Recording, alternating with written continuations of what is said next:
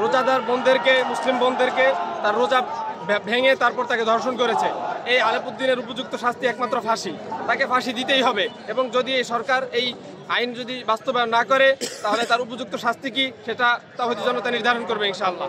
এবং যতদিন পর্যন্ত আমরা যে দাবিগুলো নিয়ে আসছি, শাতিমে রসুলদের অনতিবিলম্বে ফাঁসির রায় এবং যত মুসলিম বোনদেরকে দর্শনকারী আলেপুদ্দিনকে উপযুক্ত শাস্তি না দিবে আমরা ততদিন পর্যন্ত এই আন্দোলন চলতে থাকবে আমাদের ইনশাআল্লাহ আজিজ। এবং তাওহীদি জনতা কখনোই ছাড় দিবে না। সরকারের একজন উচ্চপদস্থ কর্মকর্তা, এনসিটিভির একজন কর্মকর্তা, তিনি আল্লাহকে নিয়ে কটূক্তিকর মন্তব্য করেছেন।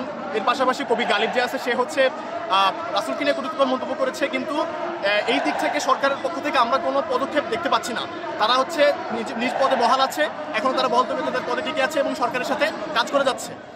আমরা দেখেছি যখন সরকার পক্ষের কোনো উপদেষ্টাকে খোঁচা দেওয়া হয় বা তার প্রতি হচ্ছে বিদ্রুপাত্মক কোনো মন্তব্য করা হয়, সেক্ষেত্রে প্রত্যেক যেই সমন্বয়ক যারা আছে তারা হচ্ছে বিক্ষোভে ফেটে পড়ে, তারা হচ্ছে বিভিন্ন মন্তব্য করে, সেই উপদেষ্টাকে ডিফেন্ড করে। কিন্তু আল্লাহ এবং রাসূলের যেই অপমান করা হচ্ছে, তাদের যে কটূক্তি করা হচ্ছে, সেদিক থেকে তাদের আমরা কোনো মন্তব্য দেখতে পাচ্ছি না। এদিক থেকে সরকার একদমই নীরব এবং যারা ছাত্র উপদেষ্টা আছে এবং যারা ছাত্র সমন্বয় আছে তারাও এক্ষেত্রে নীরব ভূমিকা পালন করছে।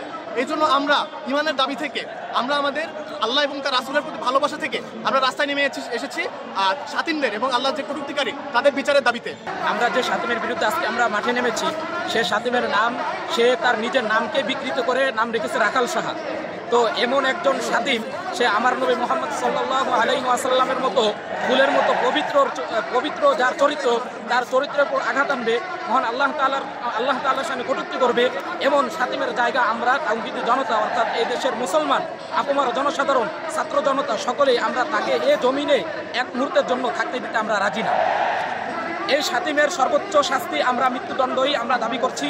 কারণ যদি সংবিধানে যদি তার শাস্তির ব্যাপারে কোনো আপনার বাধা থাকে, তাহলে আমাদের সর্বপ্রথম দাবি হলো সংবিধানে আল্লাহ এবং তার রাসূল এবং ইসলামের ব্যাপারে কোনো যদি কটূক্তি করা হয় তাহলে তার শাস্তি হিসাবে মৃত্যুদণ্ড আইন বাস্তবায়ন করতে হবে।